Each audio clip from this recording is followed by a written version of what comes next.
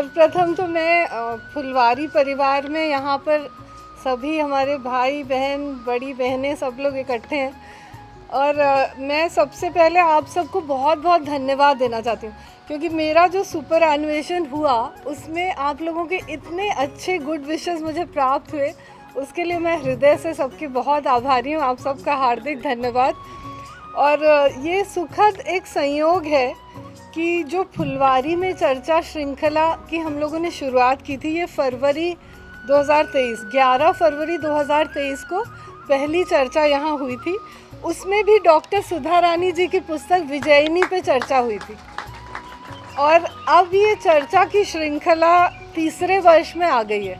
2023 पूरे साल हर महीने चर्चा हुई, 2024 में भी पूरे साल चर्चा हुई, अब 2025 का भी चौथा महीना है और तीसरे वर्ष में। और आज जिस पुस्तक पे चर्चा होगी वो भी आदरणीय डॉक्टर सुधा रानी पांडे जी की है, तो ये बहुत ही सुखद संयोग है। और अमृतत्व की ओर उपनिषद की कथाएं, ये पुस्तक है जिस पे आज चर्चा होगी। डॉक्टर सुधा रानी जी एकमात्र लेखक हैं जिनकी फुलवारी पर दूसरी पुस्तक पर चर्चा हो रही है, तो मैं सभी को का स्वागत करती हूँ, बहुत बहुत स्वागत। और सुधा रानी मैम का हार्दिक स्वागत। कृपया अपना स्थान ग्रहण कीजिए। अनिल रतूड़ी जी से अनुरोध है कि पुष्प भेंट कर आपका स्वागत करेंगे। मैं एक बहुत ही संक्षिप्त इंट्रोडक्शन देना चाहूँगी। डॉक्टर सुधा रानी जी महिला सशक्तिकरण का जीवंत उदाहरण हैं। आपका जन्म कानपुर में हुआ, आपने MA Sanskrit Hindi PhD DLitt किया, लोक सेवा आयोग की पहली महिला सदस्य हैं आप, उत्तराखंड संस्कृत यूनिवर्सिटी की पहली महिला वीसी, आपने SN Sen girls PG college Kanpur और एमकेपी पीजी कॉलेज देहरादून की प्राचार्य का बहुत लंबे समय तक जिम्मेदारी आपने संभाली है। आपको बहुत सारे सम्मान भी मिले हैं, दून रत्न, उत्तरांचल रत्न, उत्तराखंड महिला आयोग सम्मान, उत्कर्ष शिक्षा सम्मान, दिल्ली संस्कृत अकादमी सम्मान, हिंदी साहित्य समिति सम्मान, विदुषी विद्योत्तमा स्त्री शक्ति सम्मान। आपकी कर्म भूमि उत्तराखंड है, अतः ये बहुत ही औचित्यपूर्ण है कि देवभूमि से आपने प्राचीन भारतीय शास्त्रों के ज्ञान को जन जन तक प्रसारित करने हेतु सरल भाषा में ये कथाएं लिखी हैं। उपनिषदों के अमृत रूपी ज्ञान को सभी पाठकों के समक्ष लाने के लिए आपको हार्दिक बधाई एवं साधुवाद। बहुत बहुत स्वागत है मैम। अब मैं आज के डिस्कसेंट आदरणीय डॉक्टर राम विनय सिंह जी का स्वागत करती हूँ। आप अपना स्थान ग्रहण करें और अनिल रतूड़ी जी आपको भी पुष्प भेंट कर स्वागत करेंगे। आपका भी मैं बहुत संक्षिप्त इंट्रोडक्शन दूंगी क्योंकि आपको भी सब लोग जानते हैं। राम विनय सिंह जी बहुत ही लोकप्रिय और बहुत ही फेमस व्यक्ति हैं देहरादून में और स्पेशली फुलवारी में। आपका जन्म सीतामढ़ी बिहार में हुआ। संस्कृत में एमए पीएचडी बीएचयू वाराणसी से आपने किया। आप प्रोफेसर हैं संस्कृत के डीएवी पीजी कॉलेज देहरादून में।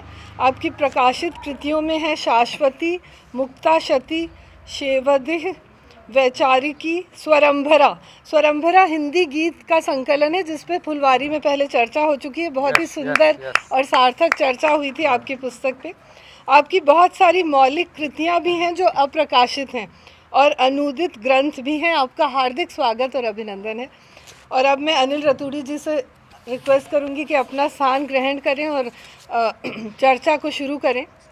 देवियों सज्जनों प्रणाम। जैसा अभी राधा जी ने बताया, पहली लेखक हैं जो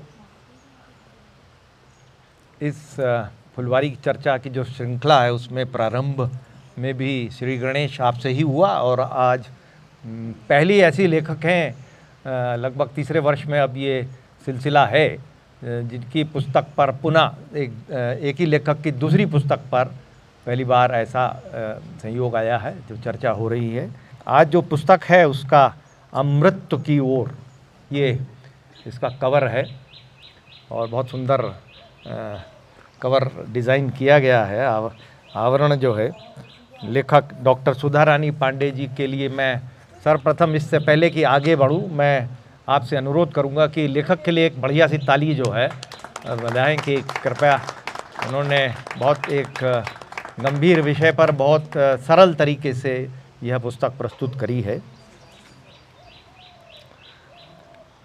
ये उपनिषद की इसमें 20 कथाएं हैं और काव्यांश प्रकाशन देहरादून के द्वारा ये 2024 में इसका प्रथम संस्करण प्रकाशित हुआ है। आवरण जो है वो ज्ञानेंद्र कुमार जी का के द्वारा बनाया गया है। कुछ वर्ष पूर्व कादम्बिनी में कुछ ऐसी कहानियाँ लेखक की प्रकाशित हुई थी जो उपनिषद पर आधारित थीं और विभिन्न उपनिषदों से ली गई थी। उनको संकलित करके फिर ये पुस्तक 2024 में आई है और संयोग की बात है और मेरा सौभाग्य है कि मुझे इस पे कुछ शुरू में आदरणीय लेखक ने लिखने के लिए अवसर दिया था, वो भी इसमें है, तो मैंने इसको थोड़ा और गहराई से पढ़ने का मुझे अवसर मिला था। 139 पृष्ठ की यह पुस्तक है और 20 कथाएं इसमें हैं। 8 जो है वो छांदोग्य उपनिषद से हैं, 6 प्रश्नोपनिषद से हैं, 4 बृहदारण्यक उपनिषद से हैं और एक जो है कठोर और केनोपनिषद से हैं। और जो भी यह उपनिषद जिनसे यह कहानियाँ निकाली गई हैं, जैसा आप अवगत हैं, शंकराचार्य जी ने कुछ भाषा जो अपनी लिखी थी उसमें जो मुख्य उपनिषद उन्होंने छांटे थे उनमें ये सारी उपनिषद हैं। जो हमारे देश की संस्कृति है या हमारी सभ्यता है, वो विश्व में अगर जो हम कहें सतत जो चली आ रही संस्कृतियों में सबसे प्राचीन संस्कृतियों में है। बहुत सारी और संस्कृतियाँ विश्व में रहीं जो पुरानी हैं, मिस्र की, यूनान की, इज़राइल में यहूदियों की रही, चीन की रही, बहुत सारी ऐसी संस्कृतियां हैं, लेकिन वो एक प्रकार से कंटिन्यूअस नहीं है, उनमें बदलाव आया। जो कंटिन्यूअस एक सभ्यता है वो भारत की चली आ रही है, उनमें से एक प्राचीन, सबसे प्राचीनतम में से एक है। और जो एक प्रकार से मानव के सबसे पहले जो सबसे बड़ा सवाल, वैसे तो ज्ञान की संसार में कोई कमी नहीं है और बहुत सारे क्षेत्र हैं ज्ञान के, यहाँ बहुत सारे साइंस के लोग बैठे हैं, विज्ञान के लोग बैठे हैं, बहुत सारे अलग अलग सब्जेक्ट्स के ज्ञान हैं, मिलिट्री के अफसर बैठे हैं, हर क्षेत्र की अपनी एक्सपर्टीज़ है। लेकिन जो सबसे महत्वपूर्ण प्रश्न हैं और जो सारे संसार में मनुष्य जहाँ भी कुछ चिंतन रखता है तो वो पूछेगा कि हम कौन हैं, हम कहाँ से आए, हम क्या यहाँ करने के लिए आए, क्या करना यहाँ पर सही है, हम कहाँ जा रहे हैं, इसके बाद हम कहाँ जाते हैं, मृत्यु और जीवन का क्या अर्थ है। जो सबसे आधारभूत प्रश्न हैं मानव के, वो भिन्न भिन्न सभ्यताओं में पूछे गए और हमारी वेद जो हैं उनमें भी पूछे गए। आपने नसदिया सूक्ता के बारे में के सुना होगा, बल्कि उसको जो एक वो श्याम बेनेगल ने बनाई थी, भारत की एक खोज जो डिस्कवरी ऑफ इंडिया पर बनाई थी, और उसकी प्रथम जो खुलता था वो, उसमें वो हिंदी अनुवाद में एक बहुत सुंदर गाते थे उसको, जो हाँ जी, ऋग्वेद से वही। तो ऐसी परिस्थिति में जो सबसे महत्वपूर्ण जो प्रश्न हैं और जो मानव के लिए मेरे ख्याल से ज्ञान के दृष्टिकोण से महत्वपूर्ण है, वो हमारे वेद में देखे गए, सुने गए, उन पे सब विचार हुआ चारों वेद में, और उसका जो सार है वो फिर उपनिषदों में वेदांत में आया और वेदांत का सार हमारी गीता में आया।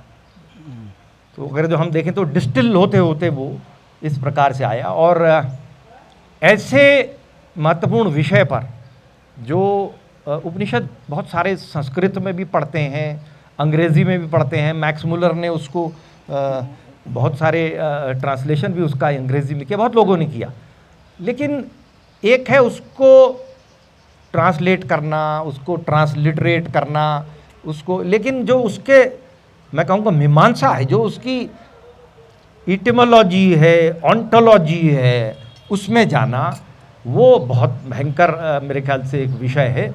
और ये बहुत खुशी की बात है कि आदरणीय जो हमारी लेखक हैं डॉक्टर सुधा रानी पांडे जी, उन्होंने ऐसे गहन विषय और इस प्रकार से कि वो सिंपल साधारण सरल कहानियों के माध्यम से वो जो गूढ़ ज्ञान है उसकी ओर जाएं।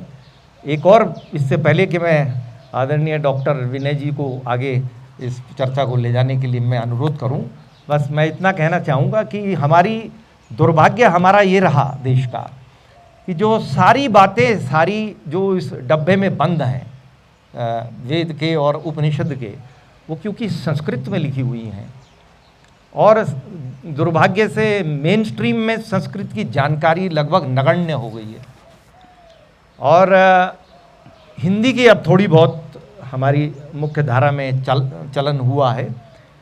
तो जो अंग्रेज़ी जानते हैं वो संस्कृत नहीं जानते और जो संस्कृत जानते हैं वो अंग्रेज़ी नहीं जानते, जिस कारण ये एक गैप जो नॉलेज का है वो डब्बे में ही बंद है।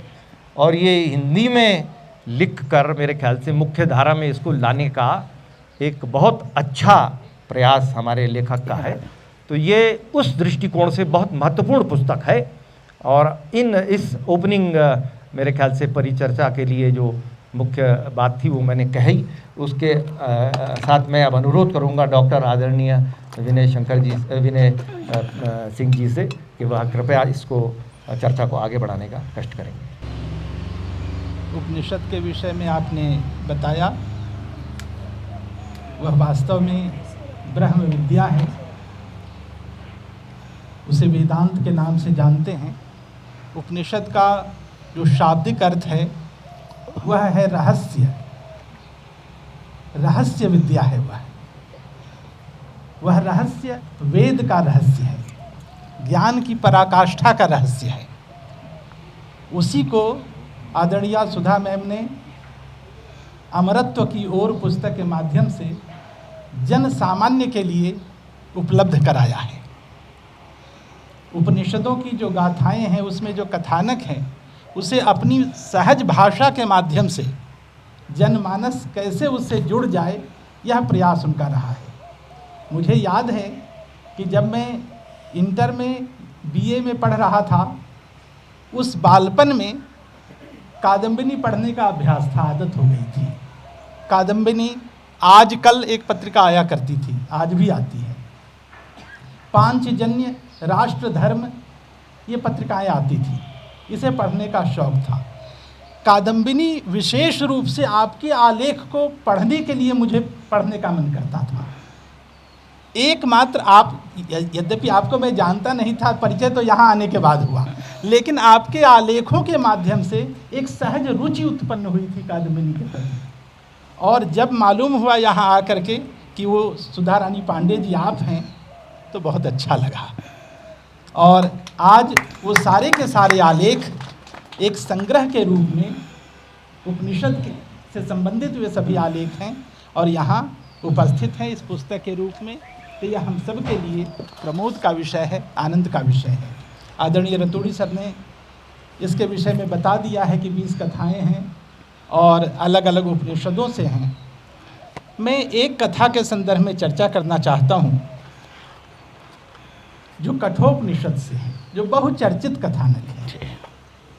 नचिकेता का संवाद है, यम नचिकेता का संवाद है, वो बहुत महत्वपूर्ण संवाद है।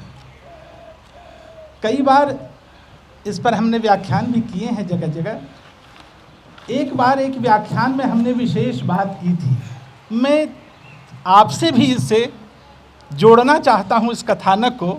मृत्यु से साक्षात्कार, मृत्यु से साक्षात्कार, वह जो आपने लिखा है, मैं जब उसे पढ़ता हूँ कठोपनिषद को, तो एक दूसरी घटना सी उसके भीतर महसूस होती है।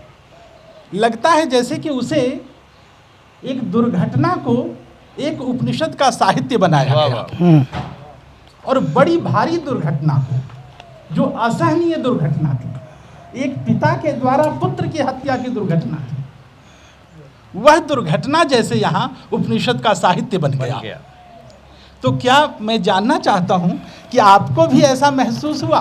यद्यपि इस कथानक में जो मूल कथानक है उसी का प्रदान किया गया है, उसी के बारे में चर्चा की गई है, लेकिन आपको महसूस ऐसा हुआ क्या? जन्म, बंधन, मोक्ष, मृत्यु, यह ऐसे पकड़िए। अच्छा, अब बोलिए। इन भारतीय दर्शन का ये प्रमुख आधार रहा है। इसके पूर्व मैं अपने प्रश्न का जवाब दूं, सबसे पहले तो मैं इस पुस्तक के संदर्भ में आदरणीय रतूड़ी जी को आभार व्यक्त करना चाहती हूँ कि उन्होंने इसकी लंबी भूमिका लिखकर और इसका एक रहस्य सर्वस्व सबके सामने प्रस्तुत किया। और मृत्यु से साक्षात्कार के बारे में यह बात सही है कि यह मृत्यु की खोज ही सब कुछ, क्योंकि हर आदमी जो है, जो इस जगत का आदमी है, भौतिक जगत का आदमी, वो मृत्यु के वर्ण से डरता है। और नचिकेता उनके द्वार पर पहुंचा है, दुर्घटना नहीं है, उसके लिए सुखद सौभाग्य है, क्योंकि वो मृत्यु के आचार्य के, यमाचार्य के यहाँ गया है, मृत्यु के वहाँ नहीं है, इसलिए निर्भय होकर वो साक्षात्कार करता है। अभी सुशील जानते हैं, पिछले सप्ताह एक अच्छी किताब आई, मृत्यु कविताएँ, और उसमें निराला जी का एक कोट किया हुआ, उद्धृत किया हुआ है। मैं उसको मृत्यु के बारे में पढ़ कर सुनाऊँगी, जो कि इसकी कहानी से सार्थक रखती है। क्या यह माना जाए कि मृत्यु के भय का नकार ही अमरता है और जीवन अमरता में है। मरण का वरण जीवन हो जाता है, मरण से पलायन मरना। मरण के स्वीकार में परा भी मिलती है और अपरा भी, जो मृत्यु के पार अमृत पद तक ले जाती है। सुकृत का सच्चा पानी वहाँ है, वही रस है, उससे सिंचकर जगत हरा भरा रहता है। और यह हरियाली भी इसी देखने के लिए है कि मरण का वर्ण किया जाए, क्योंकि इसमें पराविद्या और अपराविद्या दोनों साथ है। तो निराला ने जो इस मृत्यु के बारे में कहा, तो इस जो साक्षात्कार की बात है, मृत्यु साक्षात्कार, इस किताब में, तो वो मृत्यु का रहस्य जानना चाहता है, क्योंकि सारी कहानियों में घूम कर आया है कि मृत्यु के बाद शरीर खत्म हो जाता है, क्या रह जाता है। तो आत्मा की बात इसमें मुख्य रूप से आई है। एक कहानी जो है ब्रीफली बता भी दीजिए, बहुत सारे लोगों को शायद नहीं, कठोपनिषद की यमनचिकेता कहानी तकरीबन सबको पता होगी, क्योंकि पिता यज्ञ कर रहे हैं और कई जगह प्रसंग आया। मैंने कल रामीना से भी प्रश्न पूछा कि भाई ऐसा क्यों था कि सभी अशक्त बूढ़ी गायों को दान देते थे, राजा लोग ब्राह्मणों को दान देते थे, और वो यज्ञ करके विश्वजित यज्ञ कर रहे हैं और बूढ़ी अशक्त गायों को दान दे रहे हैं। तब बालक विद्रोह करता है कि भाई ऐसी गाय दे रहे हो, मुझे किसको दोगे, और बार बार हट करता है, और इसलिए जो है अपने पिता से कहता है मुझे किसको दोगे। फिर पिता गुस्सा हो जाता है, कहता है तुम मृत्यु को दूंगी। वो मृत्यु की खोज करने चल पड़ता है यम के द्वार पर। 3 दिन तक भूखा प्यासा बैठता है। यम उसका क्या करते हैं, आदर सत्कार करते हैं। फिर उसके बाद प्रश्न और यम उसे लेता है। त्रिनाचिकेत वाली बात आई है, 3 बार मानो कि मेरे पिता का गुस्सा शांत हो जाए, धनदान संपन्न। फिर कहता है, पर वो कहता है मैं इस रहस्य को जाने बगैर नहीं जाऊंगा। और तब उसको यम उपदेश देते हैं कि मृत्यु भौतिक चीज, शरीर चला जाता है और आत्मा अजर अमर है, वो इस रूप में भी जन्म लेती है। देवयान पितृयान जिन मार्गों से लोग जाते हैं, फिर से इस शरीर में, इस धरती पर जन्म लेती है। अच्छे काम करने वाले को मोक्ष मिलता है और बड़े बुरे काम करने वाले कई योनियों में जन्म लेते हैं।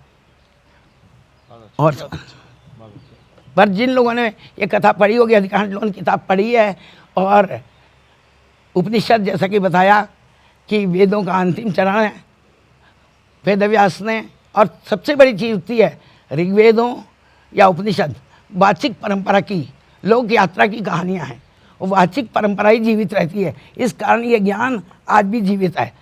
शास्त्र तो लिख गए, किताबों में बंद हो गए, बड़ी बड़ी पोथियाँ बंद हो गई, किंतु वाचिक परंपरा से आप गांव देहात में भी जाइए, उसमें भी ये उपनिषद चलेगा। गीता की बात आएगी, गढ़वाली गीता लिखी गई, गढ़वाली रामायण। तो वाचिक परंपरा के कारण ये परंपराएं जीवित रहती हैं। तो उपनिषद की परंपरा, और आज तो भारतीय ज्ञान परंपरा पूरे एकेडमिक जगत का एक चर्चा का विषय बन गया है। मैकडॉनल्ड ने हिंदू वैदिक इंडेक्स या कीथ ने जो वैदिक हिस्ट्री में अपनी बातें लिखी, वो लोग भी इतने दिन पहले आकर्षित हुए, उसको अनुवाद के माध्यम से पूरी दुनिया में फैलाया। हमारे भारतवासी संस्कृत में पढ़ रहे थे, पूरी दुनिया ने उन अनुवादों से जाना। तो ये बड़ी भारी उपलब्धि भारतीय ज्ञान परंपरा की रही। और इन कथाओं में जो है, जैसा कि छपने की बात आई, कादम्बनी के मालिक ने अपने संपादक से कहा था कि हम चाहते हैं इस प्राचीन ज्ञान को सारे लोग सरल शब्दों में समझें, किसी लेखक से लिखवाइए। संपादक जी ने मुझसे आग्रह किया, अनमने मन से जैसे तैसे करके। किरण जानती है प्रिंसिपल की बेंच पर बैठकर कब लिखी गई, कब टाइप हुई, कब छपी, कुछ पता नहीं, कब एक प्रवाह में लिखी जाती थी, परंतु सुखद संयोग रहा जब एक किताब के रूप में छप कर आई। मैं आदरणीय राम मीना जी देती हैं, अगला प्रश्न पूछें। धन्यवाद मैम। माता पिता अपने बच्चों को ये परवरिश में ये बताते हैं कि महत्वपूर्ण मूल्य जीवन में क्या है। आपको सफलता जीवन में पानी है, लेकिन अपने जो आधारभूत मूल्य हैं उनको दरकिनारे रखते हुए नहीं। धन संपत्ति और तमाम जो जीवन में जो एक प्रकार से माया रूपी संसार में जो सफलताएं हैं वो आवश्यक हैं, लेकिन अपने आदर्शों के या अपने मूल्यों या अपनी जो ऐसी चीज़ है जिनको परिवार या पुरखे मानते हैं उनको एक प्रकार से दरकिनारे नहीं करते हुए, तो उन्हीं को हम मूल्य कहते हैं। उसी को अगर जो हम उस को हम आगे एनालॉजी को आगे बढ़ाएं तो जो हजारों साल से जो हमारी एक प्रकार से ज्ञान की परंपरा है, हमारे सामाजिक जो पुरखों का अनुभव है, उनके आधार पर जो मूल्य छन कर निकले वो आज, यद्यपि जैसा अभी हम बात कर रहे थे, बहुत सारे समाज में संस्कृत नहीं जानते हैं या अब उपनिषद या वेद से एक प्रकार से उनका सीधे तौर पर सीधे तौर पर उनका रास्ता नहीं है। ऐसी परिस्थिति में जो मूल्य हैं हमारे आज भी अवचेतन में हमारे समाज के कुछ ऐसी चीज़ें हैं जैसे सत्यमेव जयते। अब ये जो सत्यम शिवम सुंदरम का जो हमारी अवधारणा है वो ये सत्यमेव जयते मांडव्य के उपनिषद से है। वसुधैव कुटुंबकम ये महा उपनिषद से है। अतिथि देव भाव तैत्तरीय उपनिषद से है। सर्वे भवन्तु सुखिना ओम असतो मा सद्गमय बृहदारणायक उपनिषद से है। तो ऐसे जो एक प्रकार से हमारे सबसे महत्वपूर्ण मूल्य हैं वो आज भी जो अवगत नहीं भी है अपने, जिसके चेतन में वो सीधे तौर पर नहीं है, उसके अवचेतन में कहीं अगर जो आप जाएंगे किसी 5 स्टार होटल में लंदन में या न्यूयॉर्क में, वहाँ पर हॉस्पिटैलिटी दिखाएंगे वो, लेकिन जो हमारे यहाँ हॉस्पिटैलिटी का जो आवो भगत का जो कॉन्सेप्ट है वो बहुत गहरा है। अतिथि देव भाव से वो चीज़ निकलती। तो ये अगर जो हम कहें कि उपनिषद हमें हमारे समाज के सबसे आधारभूत मूल्य हैं, तो इस पर आप क्या कहना चाहेंगे? मैंने अपने आत्मकथन में लिखा है, सच्चित आनंद और तत्वमसी की व्याख्या में लीन उपनिषदों का संदेश मनुष्य मात्र की जन्मांतर की कभी न छूटने वाली परंपरा से मुक्ति दिलाता है। दार्शनिक शंकर ने जिस सिद्धांत की खोज की, दार्शनिक परंपराओं की कड़ी में ज्ञान को प्रतिष्ठित करती है और उसी के आवरण में सारे रहस्य को खोजती है। यही उपनिषदों का रहस्य तत्व है।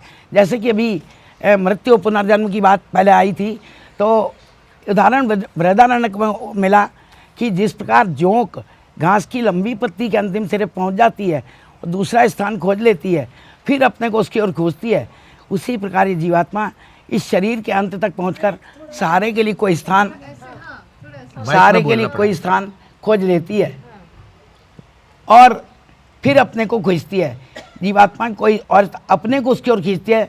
जैसे सुनार सोने के एक टुकड़े को लेकर उसे कोई नवीन और अधिक सुंदर रूप प्रदान करता है, इसी प्रकार वो चाहे रूप प्रेतात्माओं का हो, चाहे देवतात्माओं का हो, प्रजापति का हो, ब्रह्म का हो या किसी अन्य सत्ता का। तो यह जो मूल्य हैं माइक जो में, माइक में। जिसे कि कठोपनिषद में श्रेय और प्रेय का रूप दिया गया है। श्रेय रूप के माध्यम से नचिकेता जो है जीवन का रहस्य पाता है, प्रेय लौकिक ऐहिक कामनाओं की बात करता है, और ज़्यादातर 90-95% मनुष्य प्रेय रूप को ही जीवन का अंतिम मूल मानते हैं और इसी में सर्वस्व मान बैठते हैं, किंतु श्रेय ही सर्वोपरि, इसीलिए शब्द बना श्रेयस्कर। तो श्रेय रूप से ही परम कल्याण की या उपनिषदों के तत्व की बात उभर कर आती है। सारे एक मूल्य इन सारी कथाओं में, चाहे वो बृहदारण्य की हो, चाहे याज्ञवल्क्य गार्गी का संवाद हो, चाहे मैत्रेयी की कथा हो, इन सभी में, या फिर प्रश्नोपनिषद में 6 शिष्यों के गुरु के पास जाकर इस रहस्य के बारे में सृष्टि का रहस्य पूछने की बात हो, यह जो है बहुत बड़ी उपलब्धि है। और जीवन मूल्यों का, जिन नैतिक मूल्यों का, वैल्यू एजुकेशन की बात हम करते हैं, वो उपनिषदों का सार सर्वस्व है। बहुत अच्छे। आइए साहब। माइक डिस्टर्ब करता है खूब। इसी प्रश्न के साथ जुड़ते हुए आगे बढ़ते हैं। मनु ने कहा कि एतद् देश प्रसूतस्य सकाशादग्र जन्मनः स्वं स्वं चरित्रम शिक्षेरन पृथिव्या सर्वमानवाः। यह जो चरित्र की शिक्षा है भारतीय मर्यादा की, उसी ने वास्तव में भारतीय ज्ञान परंपरा को विकसित किया है, और पूरा का पूरा भारतीय वाङ्मय, सनातन वाङ्मय इसी नैतिक मूल्य को लेकर के आगे बढ़ता रहा है। उपनिषद के भीतर इस प्रकार के नैतिक मूल्यों की रक्षा, उसके विस्तार, उसके प्रस्तार के लिए अनेक प्रसंग आए हैं। जैसे प्रश्नोपनिषद के ही जो प्रश्न आए, 6 प्रश्न उसमें आए हैं।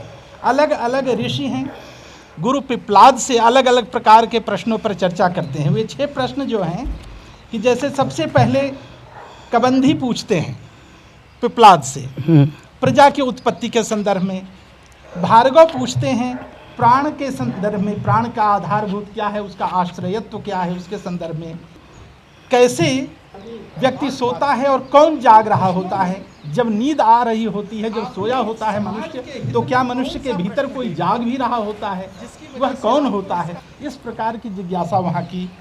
सत्य काम का जो प्रश्न है वह ओंकार के विषय में है, ओंकार की उपासना के संदर्भ में है। पहचान के लिए थी, और गुरु के पास जाकर ही फिर उनकी जिज्ञासाएं शांत हुई।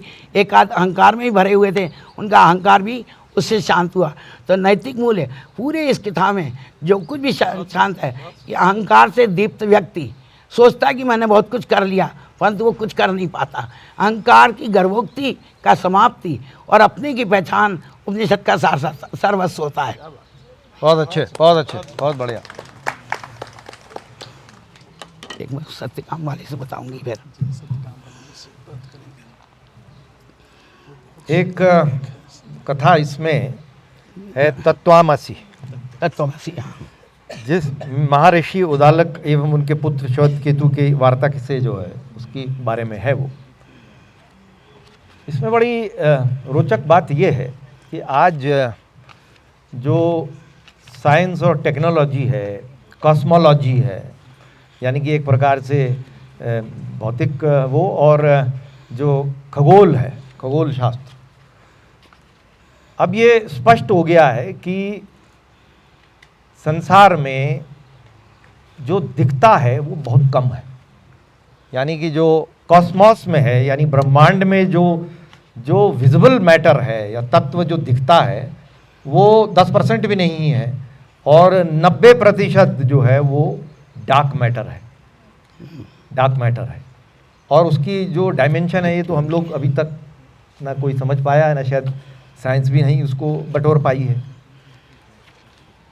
क्वांटम फिजिक्स में यहाँ बैठे हुए हैं, आशीष बैठे हैं, प्रोफेसर हैं फिजिक्स के।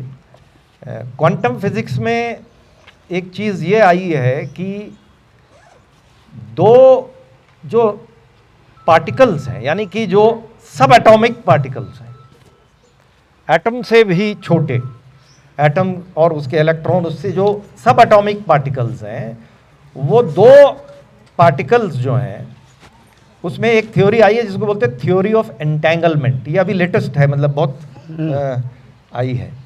और उसमें एक बड़ी कमाल की चीज़ ये आई है कि जब आप किसी चीज़ को ऑब्जर्व करते हैं तो एक ऑब्जर्वर है और एक ऑब्जर्व्ड चीज़ है, यानी कि वो पार्टिकल जिसको ऑब्जर्व कर रहे हैं आप।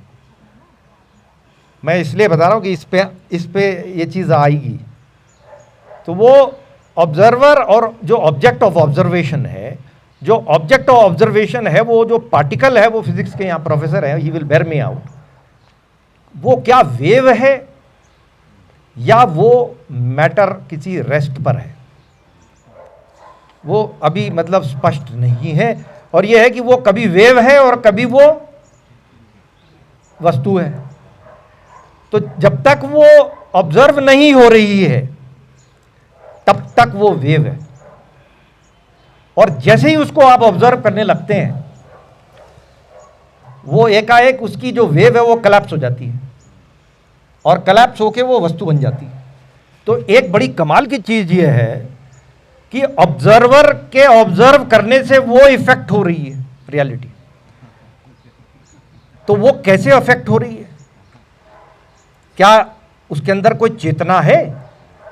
कोई कहेगा नहीं साहब ये तो चेतना नहीं है।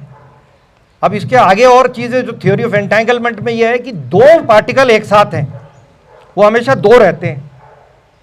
तो एक पार्टिकल यहां पर है और वो एक पर्टिकुलर फील्ड में उसका जो रोटेट कर रहा है, एक उसकी जो वेव है या उसका जो वो एक डायरेक्शन में जा रही है। दूसरा जो उसका साथी पार्टिकल है वो यहां से अमेरिका में हो सकता है, वो सूर्य पे हो सकता है, वो सूर्य से बाहर हो सकता है, हमारी मिल्की वे जो हमारी आकाश गंगा है उससे बाहर हो सकता है, और अभी तक हमारे जो बड़े से बड़े तेज जहाज हैं वो हमारे ही अपने सोलर सिस्टम के ग्रहों पर नहीं पहुंच पाए हैं, वो कहीं गैलेक्सी से बाहर है। और जैसे ही उसको ऑब्जर्व किया हमने उस एक पार्टिकल को यहां, और उसने उसका वेव कलैप्स हुई और उसने अपना रोटेशन एक बदला, तो वो जो दूसरा वाला है वहां वो इतनी दूर है, कहां है, मतलब लाइट ईयर्स, जहां मिलियंस ऑफ ईयर्स लग जाएंगे पहुंचने, वो भी उसी एकदम उसी में उसी तरह से वो चेंज हो जाएगा। तो ये कमाल की चीज ये है कि ये कैसे वहां सूचना गई। वेलोसिटी ऑफ लाइट जो आइंस्टाइन कहते हैं उससे तेज कुछ नहीं जा सकता, वो सारी थ्योरी ऑफ रिलेटिविटी कोलैप्स हो जाएगी। ये वेलोसिटी ऑफ लाइट से तेज जा रहा है, ये सूचना जो है ये कैसे जा रही है। अब सवाल ये है कि ये जो नैनो पार्टिकल्स हैं क्या इनमें चेतना है? ये मैटर नहीं है, ये वेव है, और हैं तो जो है, जो मैटर नहीं है वो है कैसे? वो है भी और नहीं भी है, और उसमें चेतना भी है, और कोई मैटर नहीं है, कोई वस्तु नहीं है, सब्सटेंस नहीं है। तो अब इसमें तत्वमसी में वो जो कहते हैं कि ये जो सत्य है ये पूरे संसार में नमक की तरह घुला हुआ है। पानी में नमक डाल दीजिए, है ना, जैसे पानी में नमक डालते हैं ऐसे घुला हुआ है ये। और ये जो अद्वैत का जो शंकराचार्य जी ने कहा है कि जो ऑब्जर्वेबल मैटर है, जो अनऑब्जर्व्ड है, जो पत्ती है, फूल है, हवा है, मिट्टी है, हम हैं, ये सब एक ही हैं, एक ही हैं। हमारे अंदर दिक्कत क्या है कि हम अपने आप को डॉक्टर उपाध्याय समझ रहे हैं,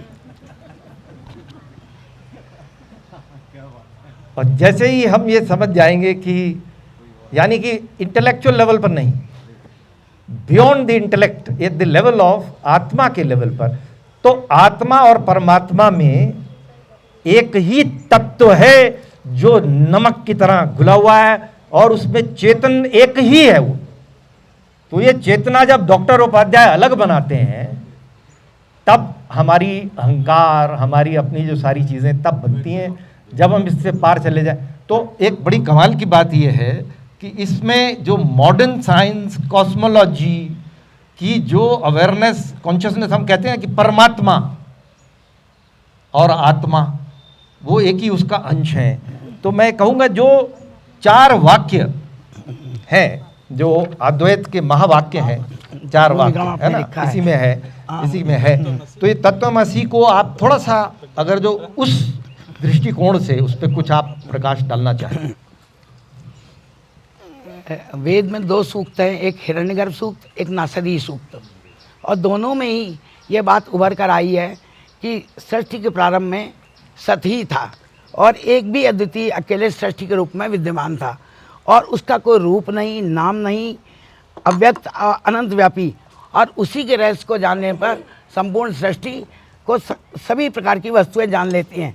उसी में उन्होंने कहा कि सत का उपदेश क्यों दिया, जैसे सोने के एक टुकड़े मात्र को ज्ञान हो जाने से उससे बनी तमाम वस्तुओं को ज्ञान हो जाता है कि सोने या मिट्टी के ही विकार हैं, वही आत्मा परमात्मा के रूप में सर्वत्र विद्यमान, सोना ही सद्वस्तु है, यही सत्य है।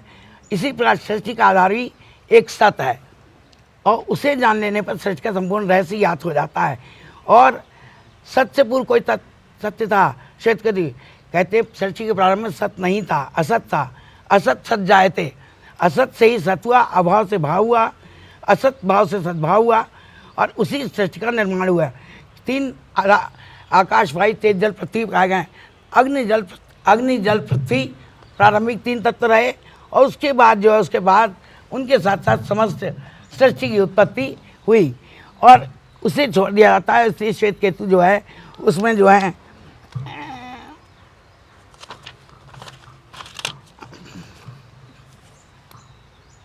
सत ने इच्छा व्यक्त की, मेरा ही अकेला स्वरूप कई रूपों में व्याप्त हुआ।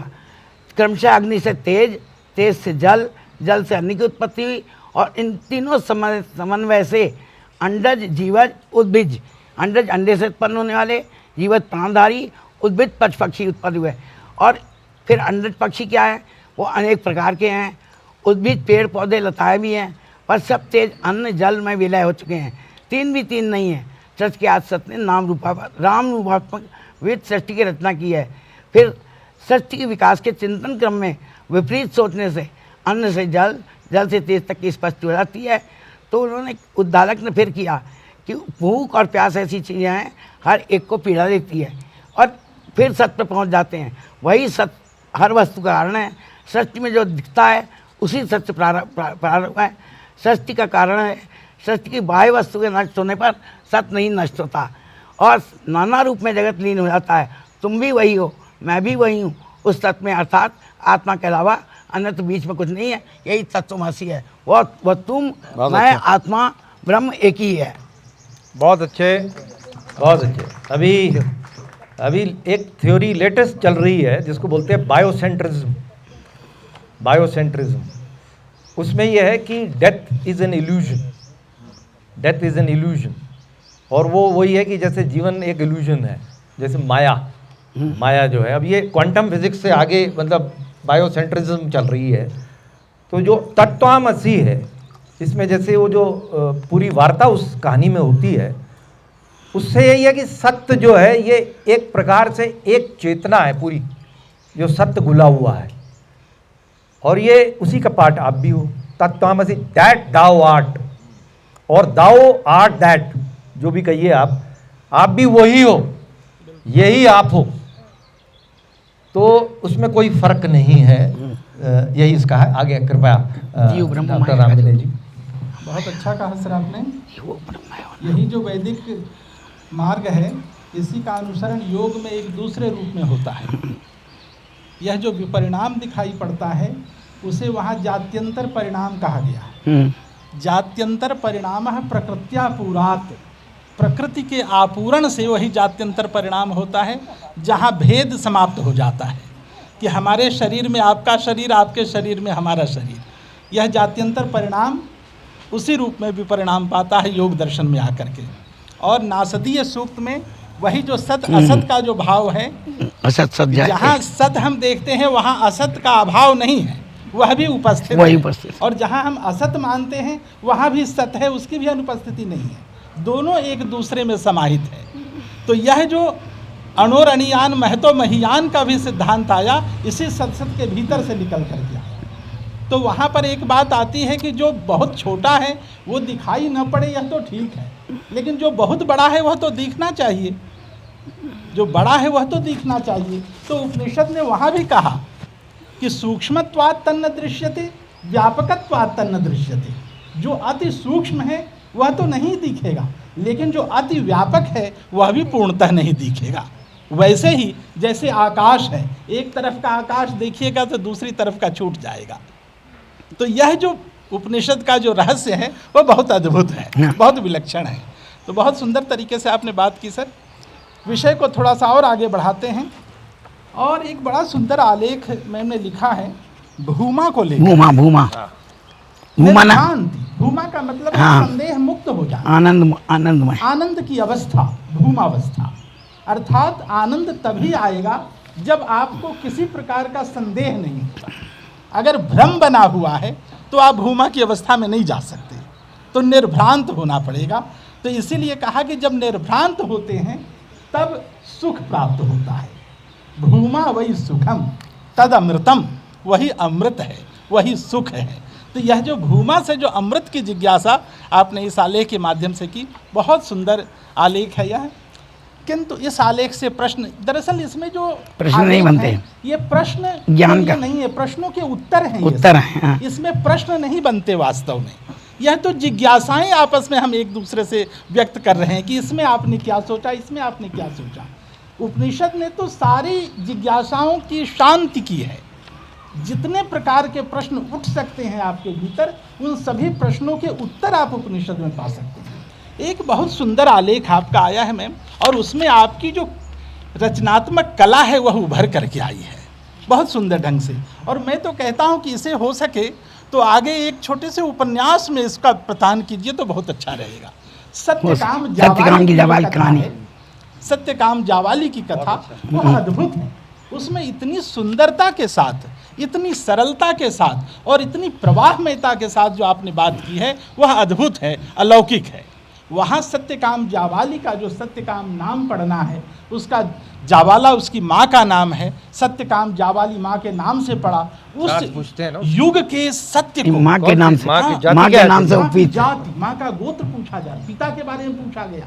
माँ ने कहा कि पिता का पता नहीं है, या तुम किसके पुत्र हो। इस कटु सत्य को वहाँ व्यक्त किया गया। समाज का वह जो ऋषि युगीन जो कटु सत्य है, उस कटु सत्य की अभिव्यंजना वहाँ हुई है। और यह आलेख सचमुच एक बड़े विस्तार की अपेक्षा रखता है। इस विषय में आप कुछ कहें। मुझे भी इस संग्रह में सत्यकाम जावाल की कहानी बहुत अपील कर रही, क्योंकि सबसे बड़ी चीज़ तो ये उठती है कि गुरु गोत्र पूछता है और लड़का बार बार लौटता है, और फिर माँ कहती है जा अपने गुरु से कहना मेरा नाम सत्यकाम है। ये मैं ये नहीं बता सकती, कितनों का नाम जानती रह सकती थी, जानती भी तो स्मरण कहाँ रख पाना संभव था। पौरुष के दम्भ का एक प्रत्यभिक ज्ञान अथवा मेरी परिचर्चा का एक अंग था, जिसके परिणाम से तेरा जन्म हुआ। बस यही सत्य कि तू मेरा पुत्र है, मेरा अनन्य पुत्र। जाओ माँ के नाम से उपयुक्त होने की शर्त रखो। पुरुष प्रधान समाज में उस सत्ता में बहुत मुश्किल था। और उपनिषद इस रहस्य को कहते हैं कि माँ की मात्र सत्ता की महत्ता को बताते हैं, और उसके नाम से उपनयन होता है। और वो कहता है इसलिए सत्यकाम नाम उसका रखा गया। फिर उसके बाद सत्यकाम की परीक्षा चलती है। फिर यहाँ भी मैंने कल रामी ने पूछा कि आचार्य लोग बूढ़ी अशक्त गायों को क्यों सौंपते थे, जाओ सेवा करो, उनको पालो पोषो। फिर और कहते हैं शर्त भी कैसी लगाई जाती है, ये मतलब अभी तक चला आ रहा है मामला। ये एक सहस्त्र गायें हो जाए तब लौटना, और वो एक सहस्त्र हो जाती हैं। दत्तात्रेय के 24 गुरु थे, उन्होंने अलग अलग से वेश्या से भी ज्ञान लिया, कबूतर से भी लिया, चिड़िया से भी लिया, मक्खी से भी लिया, मकड़ी से भी लिया। तो उसी प्रकार जो है उसको 4 लोग मिले प्रतीकात्मक। वृषभ भी प्रतीक है, जल कुक्कुट भी प्रतीक है, और अग्नि भी, हंस भी। तो वो ज्ञान के हंस तो महाज्ञान का प्रतीक है, जिस तरह हंस योग साधनों का हंस योगोपनिषद बना। तो ये उपनिषद को सार जो है वो भारतीय ज्ञान का, भारतीय दर्शन का महासागर है। उसको जितनी बार आप पढ़ें, पढ़ा, दोबारा पढ़ा, लिखा उस समय पढ़ा, और अब जब किताब निकल रही तब पढ़ा, रिलीज़ होने के समय पढ़ा, और आज फिर कल दोबारा मैंने पढ़ने बैठी कि देखें शायद इसमें क्या सचमुच में हिरण्यगर्भ सूक्त ही प्रारंभ में रहस्यमय है। हिरण्यगर्भ सबसे पहले उत्पाद, हिरण्यगर्भ संवर्ताग्रे जातस्य भूतस्य जातिरेक आसीत सदाधार पृथ्वीम द्याम तेमाम कस्मै देवा हविषाविधिम, किस देवता की हम अग्नि से यज्ञ करें। तो इन सूक्तों और मंत्रों में वेद मंत्रों की मौखिक ऋचाएँ रही हैं। उपनिषद की वाचिक परंपरा है। उपनिषद के बारे में बताया गुरु के समीप बैठकर शिक्षा लेने की बात, तो आचार्य परंपरा का परिपालन है। तो उन चारों वेदों के इतने सहस्त्रों मंत्रों को काफ़ी दिन बाद वेद व्यास ने क्या करा, अपने 4 शिष्यों से संकलित कराया, और एक को ऋग्वेद से, एक को अथर्ववेद से, जैमिनी, पैल, सुमंतु, इन प्रकार 4 शिष्यों से संकलित कराया। और प्रकाशित कब हुए, कब लिखे गए, कब मुद्रित रूप में आए, और कब हम लोगों के पास पहुँचे, उनमें पाठांतर भी बहुत हुए। उपनिषदों की संख्या 11 नहीं है, बहुत 200 से ज़्यादा बताई गई है।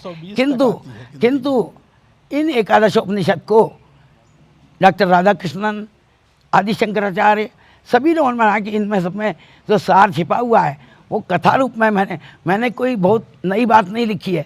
जो कुछ लिखा हुआ है उसका पुनर्प्रत्यायन, पुनर्प्रस्तुतिकरण है, किंतु केवल इसलिए कि आम आदमी उन उपनिषद के रहस्य को हिंदी में समझ सके, इसलिए कि संस्कृत के नाम से लोग घबरा जाते हैं कि अरे संस्कृत पढ़नी है, और इसलिए जो है लगता है संस्कृत में कुछ प्राप्त करना, क्योंकि अंग्रेजी के आवरण ने उस संस्कृत के सत्य को ढक रखा बहुत साल तक।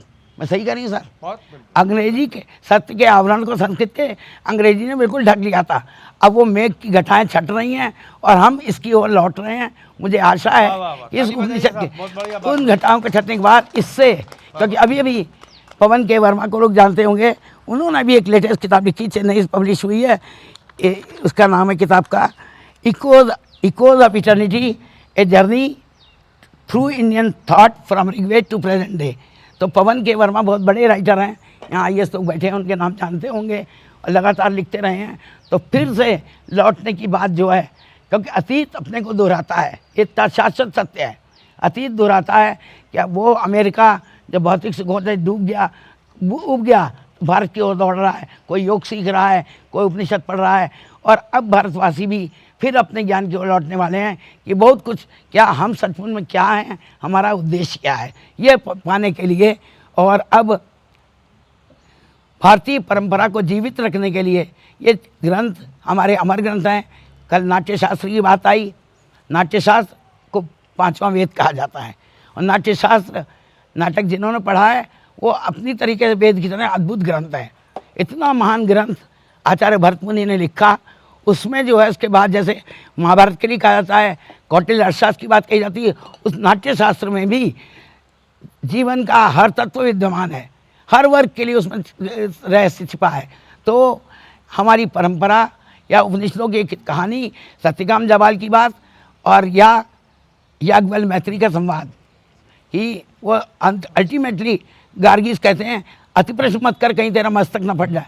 एक कहानी है, उसमें जो है शिष्य का मस्तक उसके सामने ही फट के गिर जाता है। तो ये ब्रह्मर्षियों का तप था, जो कि देखते देखते जो है उनका सिर फट कर चला गया। तो अति प्रश्न ना कर, तो आप जानिए, पहचानिए, कुतर्क मत करिए, तर्क करिए। तर्क शास्त्र है, तर्क न करिए। कुतर्क जो होता है जीवन को विपरीत है। जन्म, मरण, बंधन, मोक्ष, ये 4 अवस्थाएं हैं जो कि मनुष्य की जीवन यात्रा के साथ चलती है। मोक्ष इसको मिलता है जो कि आत्मा के साथ अपना अस्तित्व रखा है। आत्मा अजर अमर है, पुनर्जन्म लेता है, शरीर लेता है, योनि में लेता है, किंतु आत्मा जो मोक्ष उसे मिलता है जो आत्मा के साथ देवयान मार्ग से, देवयान पितृयान मार्ग की बात करी गई है। मृत्यु के समय देवयान मार्ग, पितृयान मार्ग, तो जो देवयान से जाते हैं वो अंततः मोक्ष की उपलब्धि प्राप्त कर लेते हैं। पितृयान वाले किसी किसी योनि में कई जन्म मरण का चक्र चलता रहता है और पता नहीं कब उन्हें मुक्ति मिलती है। 84 सहस्त्र योनियों की बात यूँ ही नहीं कही, बार बार जन्म मरण का चक्र। क्यों कि एक संदर्भ आया है कि विधाता ने मृत्यु को जन्म दिया, ब्रह्मा ने ही खुद, और मृत्यु उनसे बहुत गिड़गिड़ाती है, भाई मुझसे बुरा काम मत कराओ। उन्होंने कहा नहीं, तुम्हें ये काम करना पड़ेगा। अगर जन्म मरण का चक्र रुक गया तो सृष्टि का विकास रुक जाएगा। तो सृष्टि, प्रलय और विलय, ये तो सतत प्रक्रिया है सृष्टि की। तो मृत्यु का जन्म भी ब्रह्मा ने दिया और मृत्यु को स्वीकार करना पड़ा। कि मृत्यु वर्ण करके इस भौतिक देह को नष्ट करती है। और मृत्यु का वर्ण जो है, जो कि दो चीज़ें लोगों को डराती है, एक वृद्धावस्था और मरण। परंतु जो ज्ञानी लोग हैं वो कहते हैं, एक सूक्त आया अथर्ववेद में, ये वृद्धावस्था मुझे सुखदायी बनाए और मुझे आत्मा की शांति, और मरण के लिए भी वो उसी रूप में स्वीकार करते हैं। तो वृद्धावस्था और मरण का वर्ण आप्तकाम व्यक्ति का, ज्ञानी व्यक्ति का संदेह होता है, और वही उसके बाद पा करके जीवन के अंतिम तत्व को पा सकता है। मैंने संस्कृत पढ़ी है और इसलिए अब सन्यासियों जैसी बात या मोक्ष जैसी बातें करने में अच्छा लगता है, पढ़ने में भी अच्छी लगती हैं। बहुत अच्छे। बस एक आखिरी आपसे बहुत ब्रीफ बात करेंगे ताकि फिर उसके बाद हम बाकी लोगों को अवसर देंगे। कथा शीर्षक स्वर्ग की स्तुति में शिल्क दालभ्य और जावली की चर्चा से स्पष्ट होता है कि जो उद्गीत या ओंकार की आकाश सदृश्य अनंतता तथा श्रेष्ठता को भली भांति जानकर उसकी उपासना करता है, वह आकाश की तरह अनंत बन जाता है। उस व्यक्ति का जीवन सर्वोपरि हो उठता है और वो सर्वजयी बनकर जीता है। अब ये जो आपकी जो शीर्षक है स्वर्ग की स्तुति, पेज नंबर कौन सा है? पेज में बताता हूँ आपको।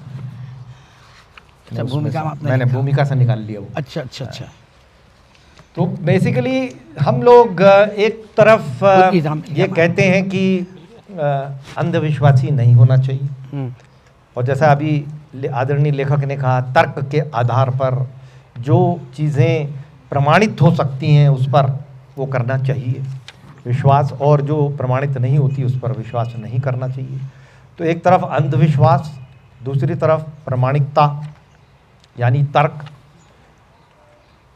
अब ये बात बिल्कुल सही है कि अंधविश्वास तो अब बहुत सारे कहते हैं फला किसी बात पर हिंसा पे उतर जाते हैं अंधविश्वास पर, वो तो जाहिर है कि वो तो ज्ञान से बहुत दूर है, वही तो नहीं होना है। दूसरा है कि तर्क पर जाना, और उसकी जो आज की जो पराकाष्ठा है वो हमारी विज्ञान है, खगोल है, भूगोल है, भौतिकी है, जो भी शास्त्र हैं वो सब हैं। हम देखते हैं अपनी इस आँख से क्षितिज तक, उसके पार नहीं देख पाते, लेकिन ऐसा नहीं है कि उसके पार है नहीं कुछ। हम कान से सुनते हैं तो हम वही सुन सकते हैं जो फ्रीक्वेंसी हमारा कान सुनने के लायक है, यानी जो फ्रीक्वेंसी हम नहीं सुनने लायक है हमारा कान, वो ऐसा नहीं है कि वो ध्वनि है नहीं, वो ध्वनि है नहीं। अब जैसे चमगादड़ है, बैट है, यहाँ बैठे हैं हमारे फॉरेस्ट और वाइल्ड लाइफ के चीफ एक्सपर्ट, तो वो वाइब्रेशन से अपनी डायरेक्शन लेता है, वो पंखों को हिलाता है और सामने जो गुफा के अंदर अंधकार में वो टकराती है उसकी जो ध्वनि, उस ध्वनि से उसे मालूम हो जाता है कि फला जगह पर इतना डिस्टेंस है। वो हम नहीं सुन सकते, हम एक सीमा के पार देख नहीं सकते, हम एक सीमा के पहले या उस फ्रीक्वेंसी ऊपर या नीचे सुन नहीं सकते। तो जो प्रमाण है वो इंद्रियों से ही तो होता है, तो उन प्रमाणिकता की जो इंद्रियां हैं जिस पर वो आधारित है उसकी एक सीमा है, इसको भी समझना जरूरी है।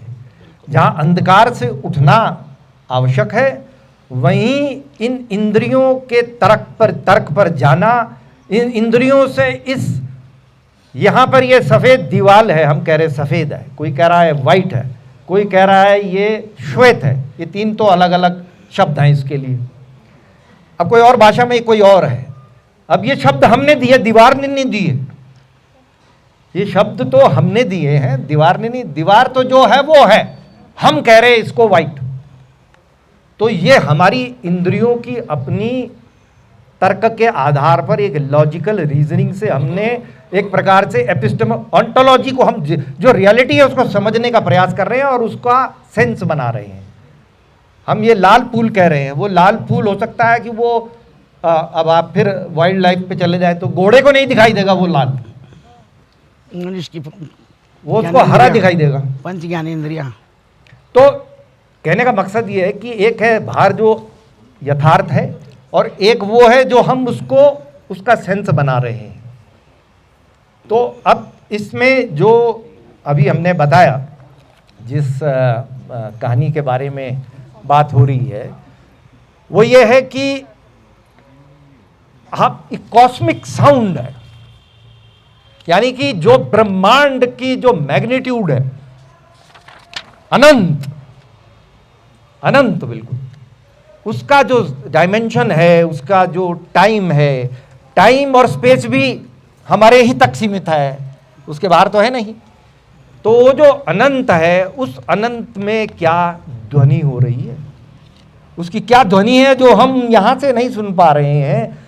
जब हम अपनी मस्तिष्क की आंख को आत्मीय तौर पर उसका विकास करते हैं, तो एक प्रकार से ऋतांबरा प्रज्ञा, वो जो एक सामान्य प्रज्ञा से ऊपर उठता है आदमी, जिसको बोलते हैं हमारे उसमें श्रुति श्रुति श्रुति श्रुति श्रुति स्मृति, डायरेक्ट नॉलेज, नॉलेज जो मनुष्य ने नहीं बनाया, जो अनहत नाद है, जो किसी फ्रिक्शन से साउंड नहीं हुआ, जो वैसा साउंड है।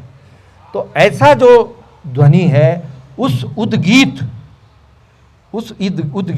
ओम, जो भी कहिए आप उसको, ओंकार कहिए, उस वो जो एक इन्फिनिट जो कॉस्मिक जो साउंड है, उसको पकड़कर समवेद में श्रुति से वो आया, फिर छांदोग्य उपनिषद में आया, और फिर बाद में आपके शास्त्रीय संगीत में आया।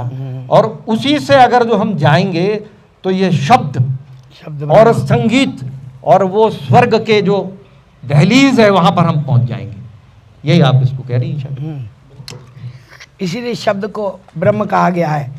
वेद के 3 रूप जो हैं प्रारंभिक, वो क्या करते हैं, कर्मकांड की अवस्था, वेदों में अधिकतर कर्मकांड है, और उपनिषद ज्ञान कांड की व्याख्या में वैसे दिखाई देते हैं।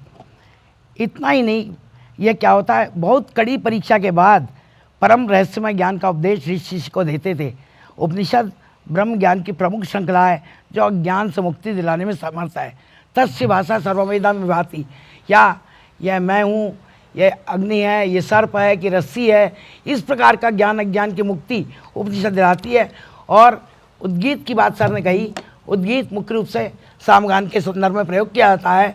उद्गीत मंत्रों का गायन, तो मानव आत्मा की खोज के उद्गीत है उपनिषद। अंतर की ऊर्ध्वमुखी यात्रा, जिसके सोपानों क्रम से जीव इस देह के संसार को पार कर स्वयं को पाते हैं।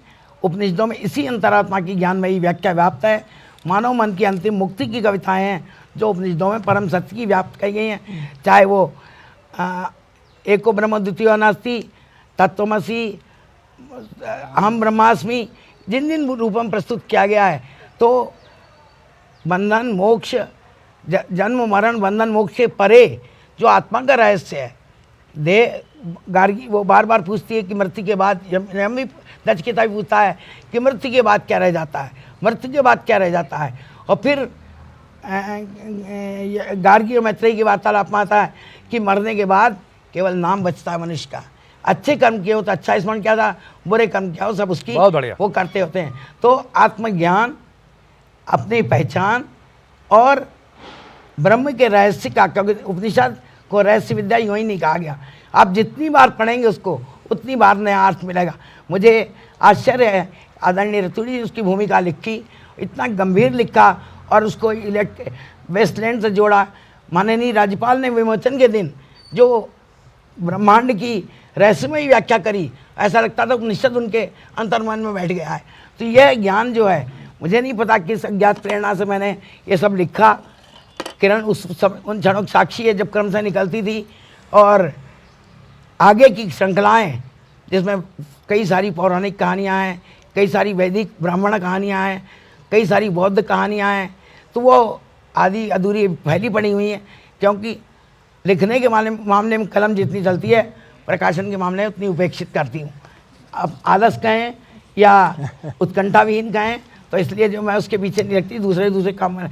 तो इस उपनिषद के और कथा का प्रेरक जो भी रहे हों, वो आज के संदर्भ में, क्योंकि जिन दिनों लिख रही थी जिन दिनों संस्कृत पढ़ती थी सब लोग हमारा उपहास करते थे, कहीं कहीं हीन दृष्टि भी देखते थे कि क्या संस्कृत पढ़ के मिलेगा, ज़्यादा टीचरी मिलेगी, परंतु और ये क्या लिखने की कोई चीज़ है।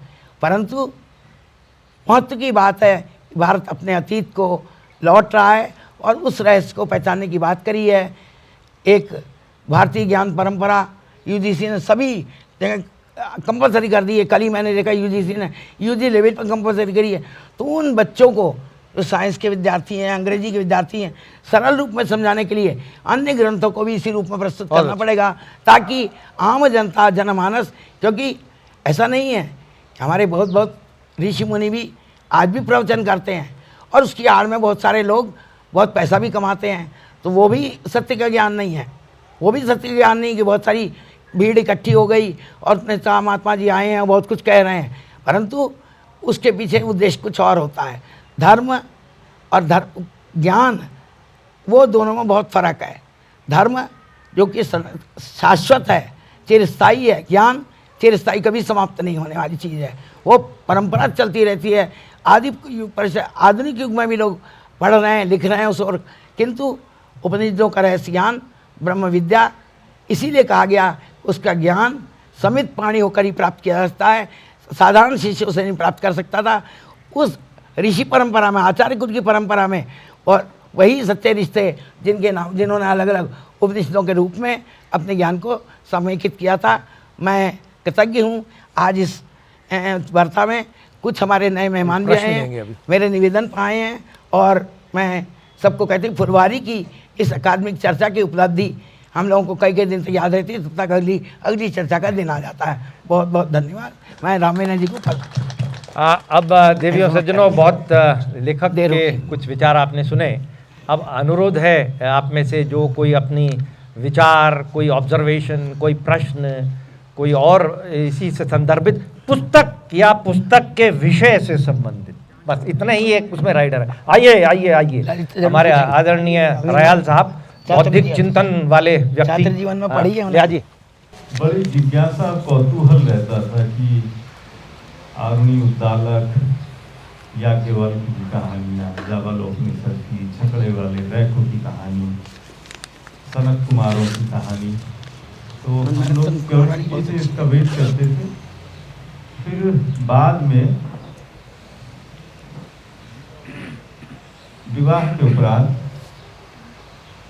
हमारी जो मैडम हैं, इनके नाना जी जो है 80 के आसपास हरिद्वार में वो RM रहे, रीजनल मजिस्ट्रेट, तो उनके पास संकलन रहा होगा गायत्री वालों का या पूरा कलेक्शन। तो इन लोगों ने जो वेद, उपनिषद और जितना भी इनके पास ब्राह्मण आरण्य थे, सारे के सारे मुझे दे दिए। तो उसके बाद मुझे विषय तो उसको पढ़ने का मौका मिला, और जैसे मैंने बताया कि मतलब एक है सीधा ज्ञान प्राप्त करना कि माया हटी, अविद्या का नाश हुआ, और भारतीय चिंतन है सनातन ब्रह्म को जानना, स्व को जानना, आत्म को जानना। तो जैसे जो इसमें है, जो सारी दुनिया में है, वो इसमें ऑलरेडी दर्ज है। अब वो स्तर वैसा है कि शंकर का तो लेवल बहुत ऊपर था, इसलिए वो सर्प रज्जु और द्वैत को एकदम हटाने का उनमें। तो जो हमारा भक्ति और भजन परंपरा है, तो रामानुज कॉमनर्स के लिए इसलिए लाई कि ये सबके बस का नहीं, 1% लोग भी नहीं समझ पाते। सही बात। इसीलिए वो कि क्वांटम में आपको जितना घिसोगे उतनी भक्ति, भगवत कृपा ऐसे करके मिलेगी। तो इन सरल कहानियों के जरिए इतना विशद विवेचन, और मैम तब भी हम लोगों के लिए श्रद्धा भाजन थी, आज भी है, उनका आशीर्वाद हमेशा बना रहता है।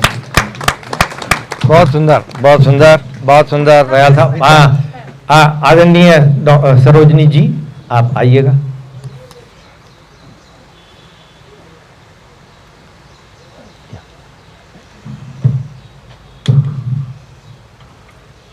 जो ये पुस्तक है उसको मैंने पढ़ा और मुझे याद आ गई, हमारे कोर्स में कुछ अंशों में उपनिषदों के श्लोक और विषय लगते थे, उस समय भी हम इनके संपर्क में आए और प्रभावित भी हुए। ये नहीं कह सकते उस उम्र में भी हम प्रभावित हुए। इसमें जो ईशावास्योपनिषद का मुझे एक श्लोक हमेशा बहुत प्रभावित करता है।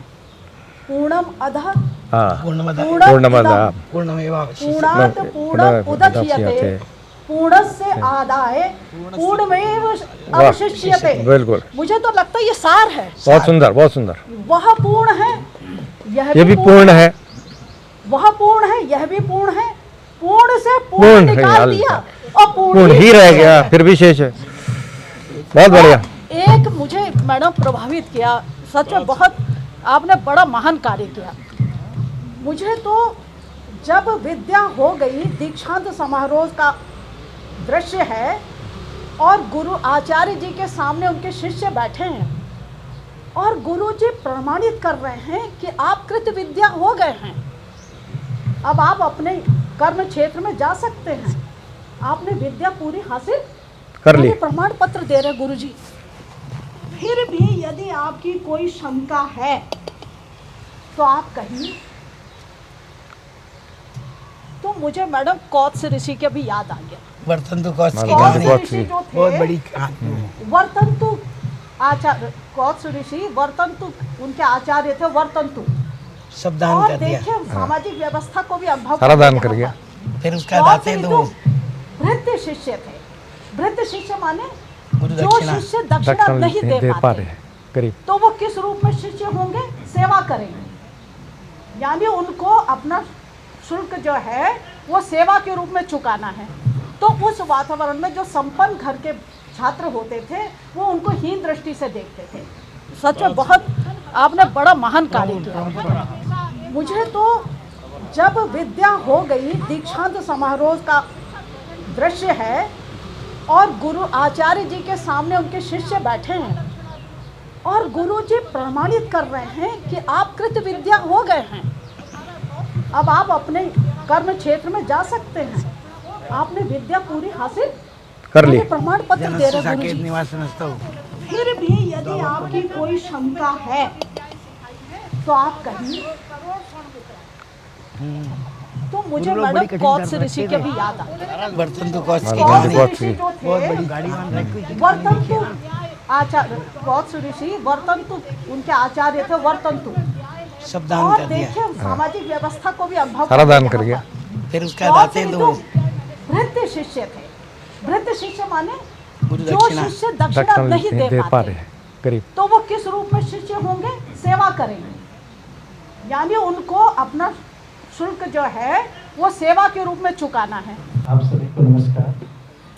मैं इसलिए मेरा कोई प्रश्न नहीं है, जैसे सर ने कहा मैंने भौतिक विज्ञान पढ़ा हुआ है और मुझे ये चर्चा अब तक की जितनी चर्चाएं थी सब श्रेष्ठ इसलिए लगी कि मैं इसे बहुत अच्छे से अपने से जोड़ पाया हूँ। और एक अफ्रीकन प्रोवर्ब है, Until lion learn how to write, the story always glorified the hunter। तो वास्तव में ये बहुत ही प्रासंगिक कार्य है जो मैम आपने किया है। और जो हमारी भारतीय संस्कृति में और पूरे इस कंट्री में जो प्रॉब्लम है वो ये है कि संस्कृत के लोग बहुत सेपरेट चल रहे हैं, विज्ञान के लोग बहुत सेपरेट चल रहे हैं। अभी तक तो बात विद्वानों की हो रही थी। सर्वप्रथम विदुषी लेखिका को इस बात के लिए बधाई कि सरल शब्दों में गूढ़ रहस्य बहुत ही बढ़िया, सर्वग्राह्य बनाया। बहुत ही बढ़िया मैम, बहुत सुंदर आपने, एक बड़ा किताब प्रयास, है, बहुत जबरदस्त और प्रयास। इंद्र विजयाख्यान इस बताऊंगी, पुस्तक की भूमिका बड़ा लिखी आदरणीय पूरे अनिल विज्ञान रतूड़ी भरा साहब, हुआ उसमें। आपसे भी प्रश्न होगा। बहुत सुंदर तरीके से और बृहद व्याख्या करके आइंस्टीन थ्योरी इवन E=mc² तक को ला दिया, सब कुछ समझा दिया। ठीक, उधर विद्वान आदरणीय राम विनय सिंह जी हैं, बड़ी, यानी सब कुछ इस सार्थक वार्ता में उद्घाटित हो गया। लेकिन पाठक तो पाठक ही होता है, उसकी अपनी उत्सुकता होती है। कमबंधी के रूप में महात्मा क्या है, पिपला के पास पहुंच ही जाता है। कमंदी, महात्मा के पास ऋषि कुमार पहुंच ही जाता है। तो इतनी सुंदर सरलीकरण के साथ गूढ़ रहस्य को लाया गया, लेकिन अपनी बृहद व्याख्या का शीर्षक आदरणीय रतूड़ी साहब ने रखा है अमृत संभूति, और विदुषी लेखिका ने अपनी प्राकथन का शीर्षक रखा उपोद्घात। बहुत सुंदर शब्द हैं, लेकिन हमारे जैसे सामान्य पाठक शब्द को ढूंढते रह गए। तो क्या इन शब्दों की खूबसूरती के लिए ये शीर्षक रखे गए हैं? आप दोनों विद्वानों से मेरा प्रश्न है, या कथा के क्रम में उसकी महत्व को देखते हुए लाए गए हैं, या इस पर थोड़ा सा प्रकाश डालें। आप ही बताइए दोनों का। दूसरा प्रश्न यह है तो कॉमन चीज है, हर माता हर एक माता है। कि पृष्ठ 42 इस पुस्तक का सबसे सरल वाक्य श्रद्धा की अंतिम परिणति विद्या में होती है। बहुत ही सुंदर और सरल वाक्य है, सब लोग समझते हैं। श्रद्धा है वह पात्र कि जिसमें गुरु की करुणा ढलती है, श्रद्धा है उर्वरा भूमि वह जिसमें विद्या पलती है। तो यह श्रद्धा अगर नहीं है तो ज्ञान का किताब भी नहीं लिखी जा सकती, क्योंकि गीता कहती है श्रद्धावान लभते ज्ञानम। ज्ञान अगर चाहिए तो श्रद्धावान होना पड़ेगा। बुद्धिमान होने से ज्ञानी नहीं होता कोई। बुद्धिमान अगर बनने की कोशिश कोई भी ज्ञानी नहीं कहा जाएगा। सोचे कि हम ज्ञानवान हो जाएंगे, ऐसा नहीं होगा। श्रद्धावान तो होना ही पड़ेगा किसी को भी। यह सबके लिए सिद्धांत है। और श्रद्धया देयम तैत्तिरीय उपनिषद का कहना ही है कि कुछ भी अगर देते हैं तो वहाँ भी श्रद्धा होती है। श्रद्धा अगर नहीं है तो फिर बात नहीं बनेगी। इसलिए विद्या के लिए तो श्रद्धा सबसे पहली शर्त ही है। उपोद्घात के बारे में आपने पूछा। उपोद्घात जो है पारंपरिक शब्द है, और प्रायः जो है भूमिका या प्राकथन की जगह उपोद्घात प्रयोग कर रहा है। उपोद्घात मतलब प्रारंभिक वचन के लिए कहा जाता है। और सर का अमृत संभूत जो है किताब के संबंधित शीर्षक संभव है, जो कि अमृत की ओर कही जा रही है, उसका वैभव सब बिखरा हुआ अमृत संभूति शब्द शंकराचार्य ने कहीं इस श्लोक में प्रयोग किया हुआ है। सर आप बताइए। आपने जो अभी बहुत अच्छा डॉक्टर राम दिनेश जी ने बोला, प्रश्न तो बहुत अच्छा है आपका। वही है कि अंग्रेजी में कहते हैं कि when you look at the leaves you miss the woods. When you look at the leaves, you miss the woods. तो शब्द महत्वपूर्ण है, लेकिन उसकी जो आत्मा है उस पर जाना आवश्यक है। और जैसा अभी डॉक्टर राम दिनेश जी ने कहा, तर्क बुद्धि तो सीढ़ी है ऊपर चढ़ने की, उसके बाद विवेक आता है। विवेक जो है वो मशीन जो है वो कितनी कॉम्प्लिकेटेड बना लीजिए, आप तो इंजीनियर हैं, आजकल एआई भी आ रहा है, जो भी आ रहा है, लेकिन जो मानव है उसका जो विवेक है वो शायद अभी तक नहीं बना पाया। हो सकता है अब आगे हो जाए, लेकिन कम से कम अभी तक नहीं हुआ। तो इसमें जो अमृत की बात हो रही है, वो मुख्य बात अगर जो हम कहें वो ये है कि सबसे बड़ी चुनौती मनुष्य के समक्ष सबसे बड़ा यथार्थ क्या है? वो मृत्यु है। आप अमेरिका के प्रेसिडेंट हैं, आप सबसे बड़े रईस हैं संसार में, आपका वैभव है, आप जो कुछ भी हैं, लेकिन जाना सबको है। ये जो जहाँ तक ये जो मिट्टी है इसमें तो सबको जाना है। ये जो सच्चाई है, इससे गहन जो आपका जद्दोजहद है, इससे जो वो है, वो कैसे आप उससे आप एक प्रकार से अब समझौता करेंगे या समझेंगे या उसके ज्ञान में जाएंगे कि ये क्या है। तो वो जब हो जाएगा और आप ये समझ जाएंगे कि आप नहीं मरते, ये शरीर मरता है। और जब वो जो ब्रह्म ज्ञान जिसकी बात सारी उपनिषद कर रही है, सारा संसार कर रहा है, जिसमें जो ज्ञान का जो सबसे मैंने शुरू में कहा था कि हम कहाँ से आए, कहाँ जा रहे हैं, क्या मतलब है इसका, तो वो जो है वो जब हम ये प्राप्त कर जाते हैं कि मृत्यु को हम पार कर जाते हैं अपने विवेक और बुद्धि और अपने विजडम से, इंटेलिजेंस को छोड़ते हुए, clever intelligence is left behind and wisdom. तो हम जब वहाँ पहुँचते तो हम अमर हो जाते हैं, और जब अमर हो जाते तो हम अमृत की ओर जाते हैं, और ये ज्ञान उसी का देता है। और जो अमृत संभूति है, एक डिस्टिलेशन है वो उस चीज़ का, डिस्टिलेशन होता है ना, डिस्टिल्ड अमृत जो है वो कैसे मिलेगा, वो मैडम ने इसमें 20 कहानियों के माध्यम से, उन सारे उपनिषदों से, संस्कृत की उपनिषदों से, और संस्कृत यहाँ बैठे हुए हैं बुद्धिमान हमारे पुराने जो, वो संस्कृत कैसी है, वो संस्कृत भी ऐसी है, वेद वाली संस्कृत। तो आज बहुत सारे संस्कृत के आज के पीएचडी लोग नहीं पढ़ पाएंगे,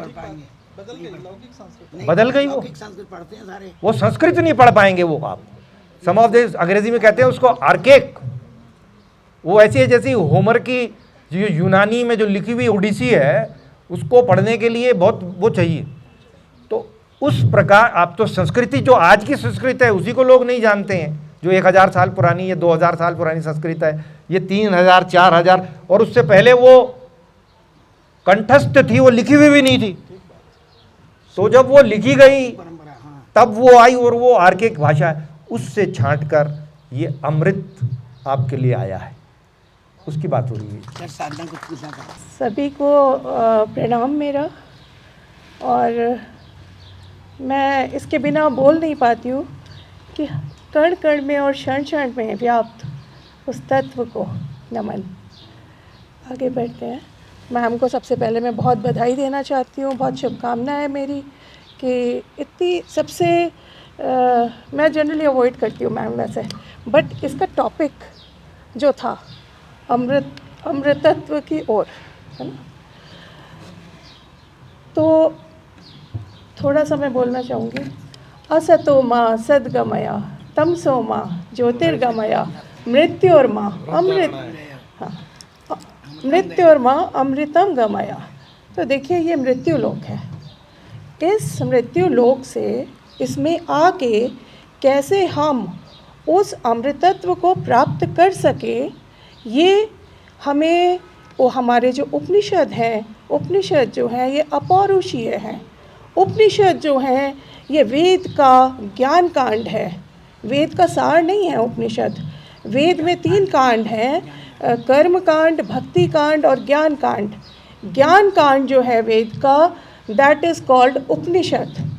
और ये उपनिषद जो है अपौरुषीय है। अपौरुषीय का मतलब वेदों को कहा जाता है श्रुति। हमारे प्रस्थान त्रयी 3 सनातन धर्म के जो डिपेंडेबल, जिन्हें आप स्क्रिप्चर्स कह सकते हैं, उसके बाद तो बहुत आए हैं, प्रकरण ग्रंथ हैं, लेकिन ये 3 हैं ऐसे हैं जो, एक तो है हमारे वेद जिसको कहा गया श्रुति, दूसरा है गीता जिसको स्मृति, और तीसरा है हमारा ब्रह्म सूत्र। तो ये 3 हमारे ऐसे हैं जिन पे हम डिपेंड कर सकते हैं कि कहीं पे भी कोई बोल रहा है और डिस्प्यूट है तो गो टू देम, हाँ गो टू श्रुति। वहाँ जो लिखा होगा वो गलत हो ही नहीं सकता, क्योंकि वो ईश्वरीय वाणी है, वो श्रुति है।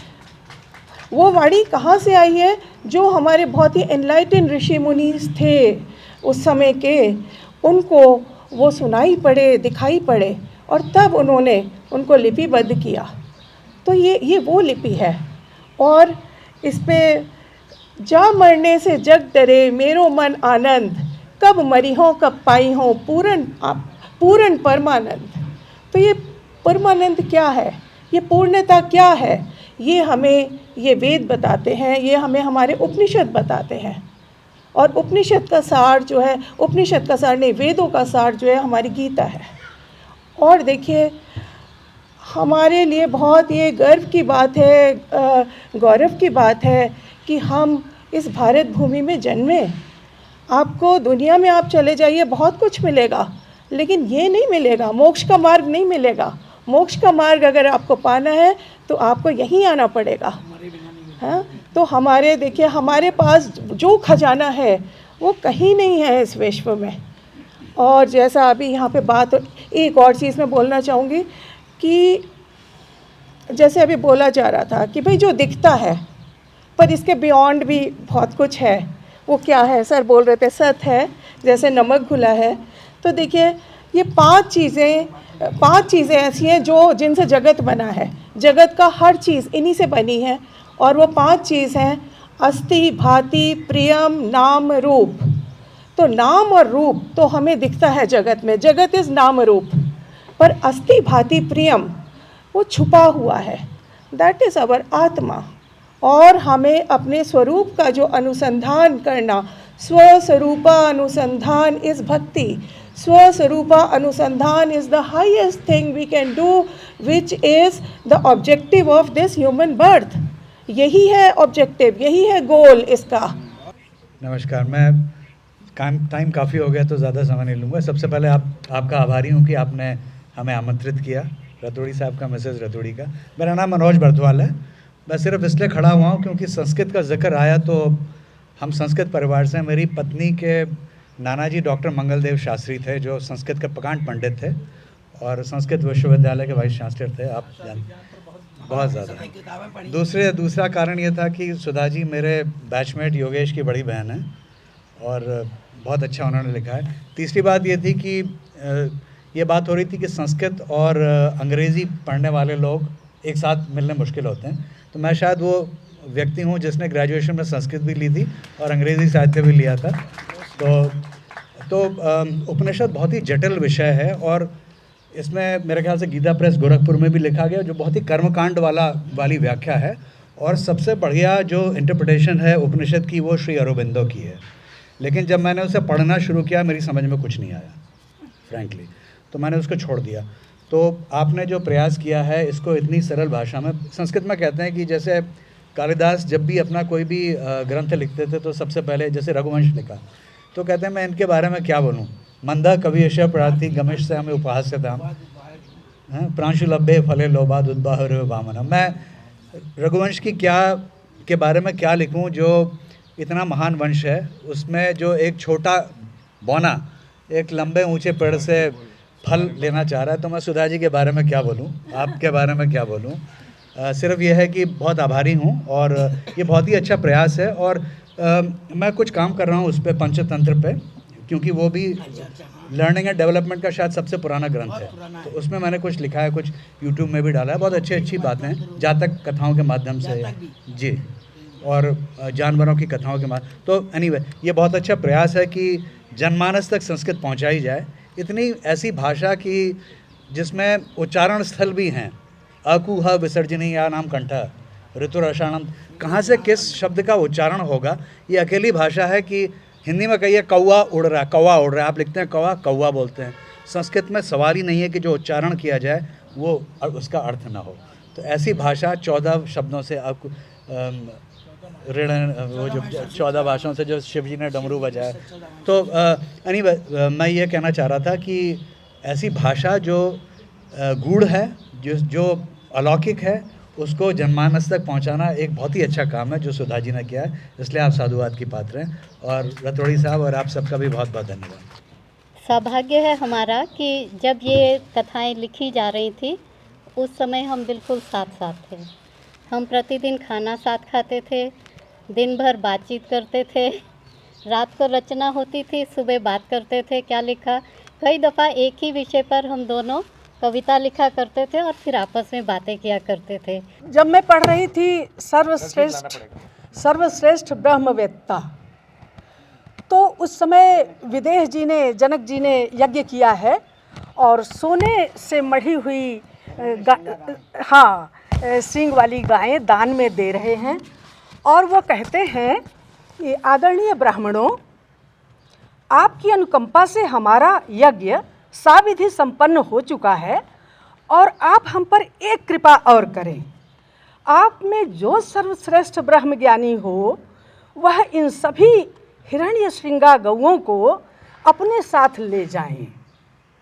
अब सब लोग स्तब्ध हैं कि विदेह के आगे, राजा जनक जी के आगे कौन अपने आप को ज्ञानी कहे, यानी सबसे अधिक ज्ञानी तो वही हैं। किंतु सभी स्तब्ध थे। ज्ञानी जनक के समक्ष पूर्ण ब्रह्मवेत्ता अथवा विद्वान का दावा कोई कर सके, ऐसा साहस किसी में नहीं। फिर 1 सहस्त्र हिरण्यश्रृंगा गायों का लोभ भी खलबली मचा रहा था। तो एक चीज़ तो मैंने ये देखी कि इतने विद्वान लोगों को भी लोभ खलबली मचाता था। क्या बात है, क्या बात है, विद्वान तो है ही नहीं फिर वो। आप क्या बात बोल गई माँ, वाह, बहुत कमाल। आप यदि अपने को ब्रह्म सर्वश्रेष्ठ ब्रह्मवेत्ता मानते हो तो पहले हमारे प्रश्नों का उत्तर दीजिए। यानी इससे पहले क्या हुआ है कि अगस्त्य अपने शिष्य, अगस्त्य ही ना मैम, अपने शिष्य को कहते हैं कि हाँक ले चलो, हाँक ले चलो। अब हाँक ले चलो तो ऐसे कैसे ले जाओगे? वो बाद में आता है। अच्छा, तो ये ना मैं कुछ छोड़ रही हूँ ना, सभी एक दूसरे को प्रश्नवाचक दृष्टि से, हाँ, बोलने का साहस किसी में न था। एक सहस्र हिरण श्रृंग गायों का लोभ भी खलबली। प्रिय दर्शन सामश्रवा, चलो इन गऊओं को आश्रम में हाँक ले चलो। यज्ञ मंडप की नीरवता भंग करते हुए याज्ञवल्क्य का मुखमंडल चमक रहा था। सामश्रवा के साथ याज्ञवल्क्य के अन्य शिष्य गायों को साथ ले जाने के लिए उतावले हो उठे थे। आप यदि अपने को सर्वश्रेष्ठ ब्रह्मवेत्ता मानते हो तो पहले हमारे प्रश्नों का उत्तर दो। तो ऐसा करके एक एक करके सब उठे। और इसके बाद जब गार्गी उठी तो मेरी प्रसन्नता की कोई सीमा नहीं थी कि चलो कम से कम सारे पुरुषों में एक विदुषी तो उठी। तो वो क्या क्या प्रश्न करती है, बहुत पूछती जाती है। ये हे याज्ञवल्क्य, यह पृथ्वी चारों ओर से जल से ओतप्रोत है। जल ही इस धरती पर छा रहा है तो जल किस में ओतप्रोत है? चलिए, लंबा सिलसिला चलता है, किंतु अंत में क्या होता है? अंत में ये होता है कि वो कहते हैं कि भाई एक सीमा होती है। वो बड़ा अच्छा वाक्य इस्तेमाल किया है कि अपने प्रश्न को रोको, बस इसके बाद हाँ, अति प्रश्न मत करो। तो अति प्रश्न के भी बड़े वो दिखाए हैं परिणाम कि अति प्रश्न करने पर क्या होता है। वो कहते हैं कि हमारे जैसा यहाँ का आज का जैसा माहौल होता, हम कहते हैं पूछो गार्गी, पूछो कोई अति प्रश्न नहीं होता। किंतु वहाँ गार्गी को चुप करा दिया जाता है और वो चुप बैठ जाती हैं। तो दो चीज़ें मेरे उसमें आई कि एक तो लोभ, एक तो भाई लोभ था। हम भी सामान्य मनुष्य हैं, हमारे अंदर लोभ है तो क्या गलत बात है, जब उनके अंदर था इतना कर करके गए थे वो लोग। और इसके बाद गार्गी को चुप करा दिया जाए। ये दो चीज़ें मुझे थोड़ा सा ठीक लगी कि कलयुग में भी यही सब हो रहा है। तो कोई हाँ, वो बात नहीं है, पर बड़ा अच्छा लगा कि कम से कम मैम एक विदुषी को तो ले आई।